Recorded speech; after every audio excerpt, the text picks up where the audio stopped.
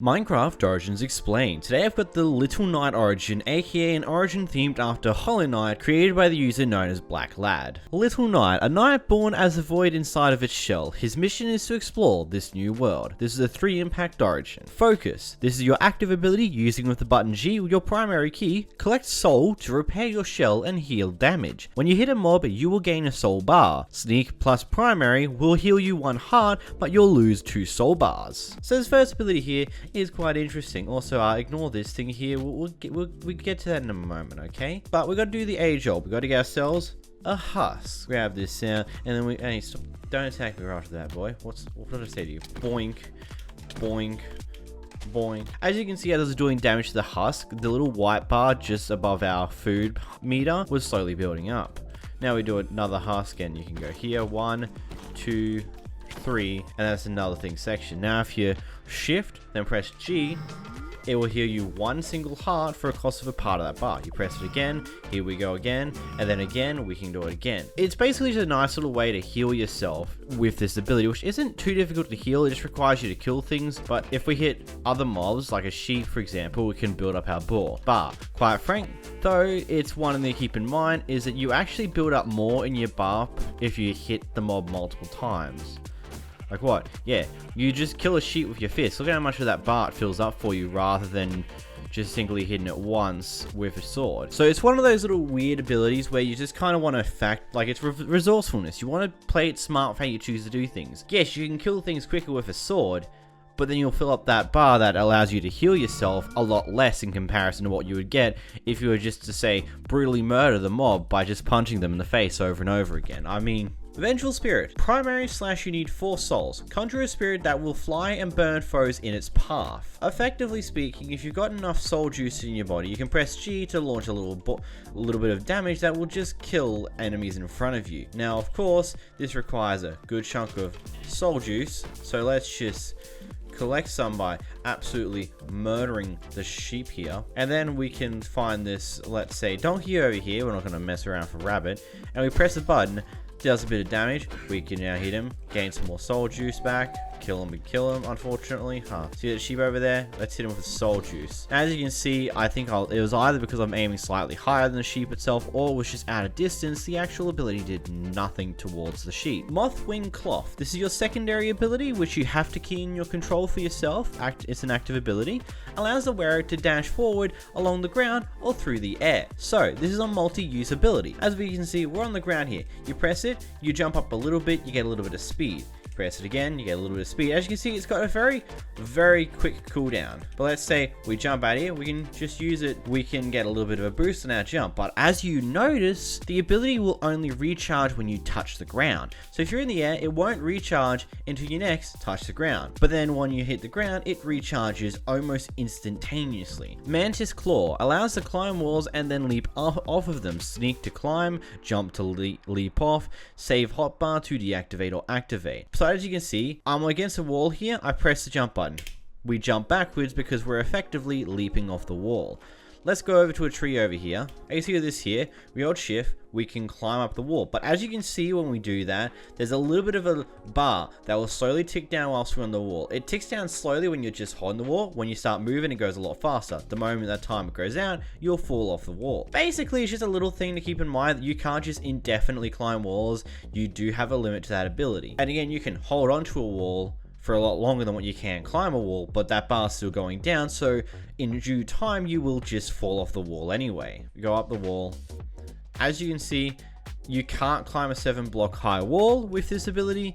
It must be 6 blocks or less, otherwise you'll just fall back down and it will be all for nothing. Desolate Dive. Falling 10 blocks while looking down / need 4 souls. You strike the ground with a concentrated force of soul. If we go back to creative mode here to grab ourselves some more fresh fodder. Now ignoring the mess of dead sheep corpses here, we've now got a full bar. So if we were to, let's say, just go to an empty hand and jump, look down. If you heard those collection of noises, mixture of soul anchor noise and other noises like that, it does a nice little bit of damage. It would probably do, let's say, go back to survival mode and jump, look down and fall into it.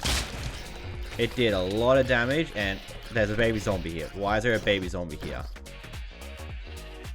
So it looks like it also gives the mobs a wither effect of some sort when this ability goes off, meaning that whilst they may not die on the initial impact, the slow build up of damage that comes afterwards will inevitably kill them anyway. Monarch Wings, wings of internal matter that shimmer in the darkness, allows you to jump again in mid-air. There will be another ability you notice. Go into survival mode here. Let's see. We want to get across this edge. Jump. Why? Jump. We just crossed the God knows how long gap just by the simple use of our abilities, because you have the ability to double jump, which effectively, so the power of this jump is affected by how quickly you do it. The slower you do it, you get a smaller second jump, but you do it quickly, you get a nice big jump. So it's just all about spamming your spacebar. So if you do it in like 1, 2, you don't get to 1, 2. Like you do it at the top of your jump, you get a nice jump, but it's not good enough. It's like just good enough to get there, but you do your second jump immediately after you do your first jump, you get a bigger boost.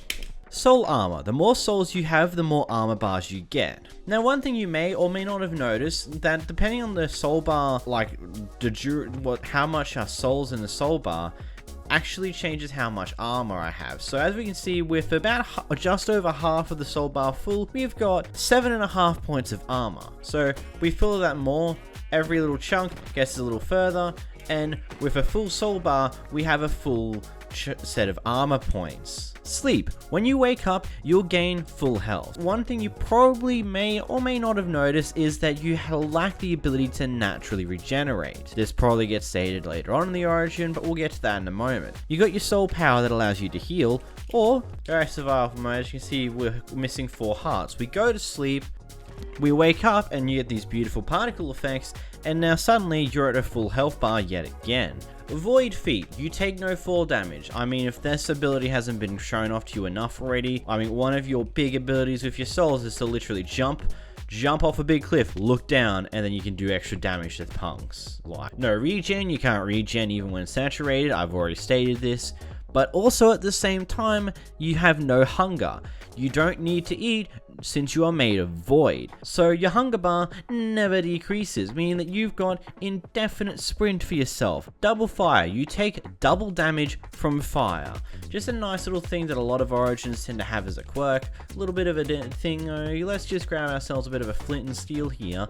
Let's put it right next to this patch of water here. We go over here, boom. 1.5 hearts of health from that one tick.